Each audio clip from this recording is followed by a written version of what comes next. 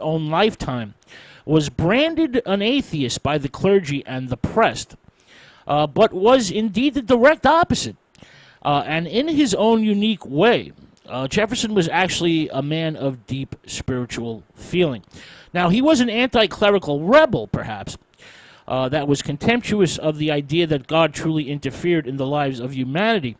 But Jefferson was also highly aggressive in defending the rights of both the clergy and religious freedom. Well, basically another paradox. He always kept his intimate feelings on God and spirituality hidden from the public, and the specter of mighty Jehovah, armed with thunderbolts, was seldom far from Jefferson's mind. Now, as a teenager, Jefferson lived with a leader of a small evangelical sect, James Murray, a raving fanatic who dared to insult the divine authority of the state-sanctioned Anglican Church. Murray was one of the New Light ministers who treated the power of the state-run Anglicans, he threatened it very, very highly, and believed deep in his own soul, basically that all enjoyments and possessions became a temptation to evil, and that the grand purpose of life was to prepare for death and to prepare for eternity. The young Jefferson was powerfully influenced by James Murray, and the destruction of the power of the Anglican Church became a type of lifelong private crusade for him, becoming one of Jefferson's chief goals during the American Revolution. In fact, Jefferson's first act as the governor of Virginia was to root out all the Anglican ministers from the educational system, replacing them with secular-minded professors of science, mathematics, history, and languages. He violently distrusted clergymen all his life and considered them bigoted, factionalists, schismatizers, and imprisoners of the human soul. Paradoxically, not all Anglican clergymen had a negative impact on Jefferson's mind and soul. During his youth, he learns the knowledge of Greek and Latin from the Anglicans, and he always credited them with beckoning him towards the path of history and mythology. But Jefferson was a disciple of John Locke and firmly believed that religion consisted in the individual mind and soul, and that the care of every person's spirit belonged only to himself and to God, not to any clergyman. Jefferson desired to end slavery, what he considered religious slavery, and felt that the power of the church in all its forms should be curbed or halted. To Jefferson, the clergy were a type of destructive artillery shell, a ballistic missile against individual spiritual liberty. That basically had the same shock effect and explosive force as a deadly projectile. To Jefferson, religious tyranny or a monopoly of faith led only to corruption, bigotry, and callous cold-heartedness. Jefferson's now famous Bible was compiled by him during a time of, deep spiritual crisis, when he was deep within the throes of spiritual despair. The Jefferson Bible was highly influenced by a little-known pamphlet written by Joseph Priestley entitled Jesus and Socrates Compared, which inspires Jefferson to put his own personal religious views onto paper. Priestley had also written the 2-volume The History of the Corruptions of Christianity, in which the author ruthlessly stripped away all the dogma accumulated by Christians over the centuries. In Jesus and Socrates Compared, Priestley compares the virtues of the two most distinguished figures in Western civilization, since both of them, according to Priestley, were executed for their political sins and spiritual views. Socrates, to Priestley, was a man without spiritual vices, a man who devoted himself to promoting virtue in others. But Socrates liked sex very much, fornication of all different kinds, and availed himself of the services of celebrated courtesans of both sexes. The morality of Christ was to Priestley of a higher nature, truly pure, since according to the four Gospels, Jesus never married and never engaged in sexual activity. Jefferson, influenced by Priestley's writings, at first composes his own little-known, remarkable document, his syllabus of an estimate of the doctrines of Jesus compared with those of others.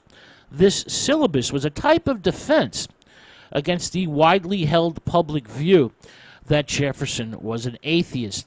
In the syllabus, Jefferson calls himself a good Christian, a man who reveres Christ and accepts his moral system, but cannot find it within himself to accept Christ's godhood. Jefferson uses grand metaphors and repetitions to paint a literary portrait of Christ as a great man, an innocent man that is cut down by both the altar and the throne, i.e. the church and the state. Questions of faith were a private matter to Jefferson, a matter between God and himself. But he also states the view that a religious creed can be the fruit of an intellectual life of inquiry and spiritual reflection. While Jefferson is involved in the writing of his, rather remarkable syllabus, he comes up with the idea of creating his own unique and private expurgated version of the New Testament. Jefferson wishes to strip away what he views as all its corruptions, and, he leaves out all the references to all things supernatural, including the virgin birth, miraculous healings, and he even cuts out the resurrection itself. A new Bible for a new age, a Bible for the age of reason. Jefferson also desires to use the new Bible as a tool to enlighten the Native Americans to the moral teachings of Christianity without troubling the Indians with actual conversion, only with the philosophy of Christ. But sadly, Jefferson must abandon the project when his duties as, president become more intensified. He does manage, however, to complete the project in 1816, and he has his remarkable compilation bound in red Moroccan leather with gold gilt edging, and gives the book the title, The Morals of Jesus, which is stamped upon the spine of the book in gold lettering. Jefferson then decides to keep the whole matter a secret because he fears that it will lead to nothing but attacks from both the clergy and the press. Jefferson worries that the clergy will consider such a sophisticated excision and comparative textual criticism as proof of his atheism. And he, also had concerns that the press will ignite a public scandal.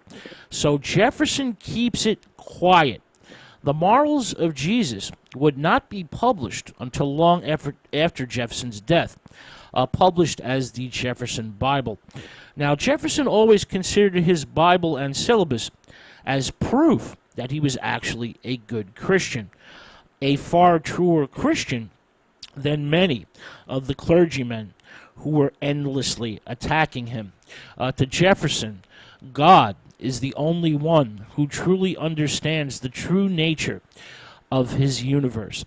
And we human beings, even those of us blessed with vast intellects, were in essence limited creatures with limited knowledge, who can only guess and never fully answer the many eternal questions that often plague our minds and our souls. Jefferson always wondered always asked himself whether the soul remained in the body at the moment of death, remained in the body deprived of its essence, the power of thought, or whether the soul departed from the body at the moment of death and went to some distant location, some unknown place. He always wondered where the soul actually went. Jefferson may have had many doubts about the possibilities of heaven, but he also had many fantasies about it as well. Jefferson viewed heaven as an ecstatic meeting place, a place where the friends and loved ones that we have lost and whom we still love can be found again, a place where we will never lose those friends, never lose those loved ones ever again. Now, how can you get more spiritual than that? All right, with that thought, we're going to take another musical break. When we return, we will examine the French Revolution and its bloody aftermath, an insurrection that held the natural rights of humanity as being sacred, but ultimately would lose sight of the ideals of the Enlightenment and descend into an unholy reign of hatred and violence. But first, some more music. This is Isabelle Poulinard with a song from the 18th century that includes lyrics by Marie Antoinette, a song called L'Est Mon Ami. Stay with us. This is God Rock Radio.